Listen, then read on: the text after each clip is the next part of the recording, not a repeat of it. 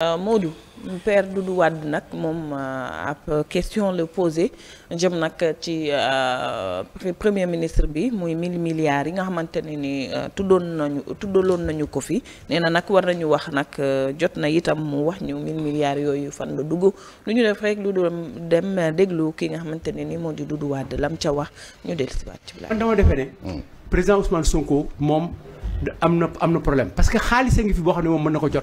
xaalis a ngi fi bu mën jot. ban la boobu. ban la. xaalis bu bu leer boo xam ne moom rek moo xam fu mu nekk ak ki ko sàcc. compte 1000 milliards bi ngay wax. waaw ah ok. waaw mais pourquoi mu leen di reeloo. ça me fait rire. ah non mais moi je ne comprends pas yow yaa ngi daw 125 milliards yoo xam ne yii dara wóoru la ci. ay parce que deuxième communiqué bi ci ay présomption nga dox. xamoo kan la.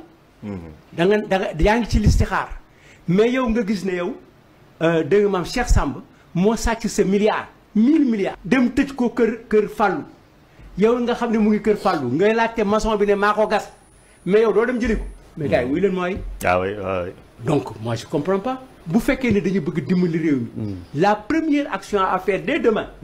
mooy le premier ministre devoir nous indiquer le compte wax ko CENTIF wax ko ñeneen ñu dem jëli ko. parce que nit la dafa ne c'est une personne physique.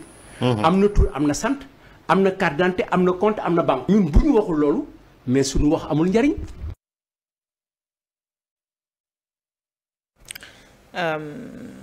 Assane dégg nga li Père Doudou wax sorewul ak nag démb li Birahim doon wax naan nañu wax yeneen rapport yi moom nag nee na 1000 milliards yi muy wax te mi ngi ko doon wax te tey jii ñi ngi sam ci loo xamante ne ni muy mbirum 125 milliards yi ñu doon tudd fii barki démb ba léegi nee na nag jot na moom mu xamal ñu yooyu mu fi doon tudd ci koppar googu mu leeral ñu ko. waa am na solo Doudou Wade de nee na Ousmane Sonko mënta téyeeb xaalis ba ko fi dem di laajaat beneen xaalis nee na xaalis bi mu gis ba téye ko moom la war a lijjanti ndax boobu am na si lu ko leer waru ko fee bàyyi dem di wër xaalis boo xamante ni ay tuuma la waaw nee na nag xaalis bi mu téye muy 1000 milliards yi nga xamante ni nee na Ousmane Sonko wax na ne gis nañ ko si benn compte booba la ñu war a boobu la war a génne ndax day wutub xaalis boobu la war a génne def ko si taabal ji tuuma yee nag concentré wu si li mu gis ba pare moo gën muy dem si tuuma yee nga xam ne ñu ngi koy tuumaal ay milliards.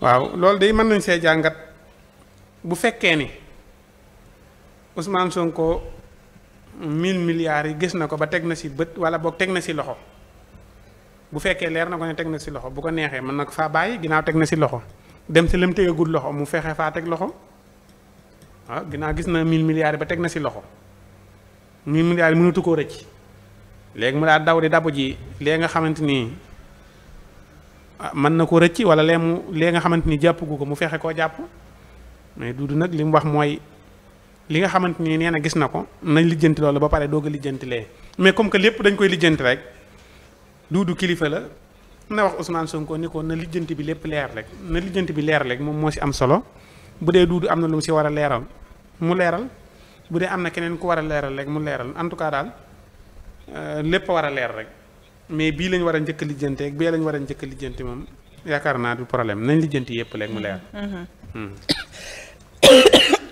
pardon Alaaji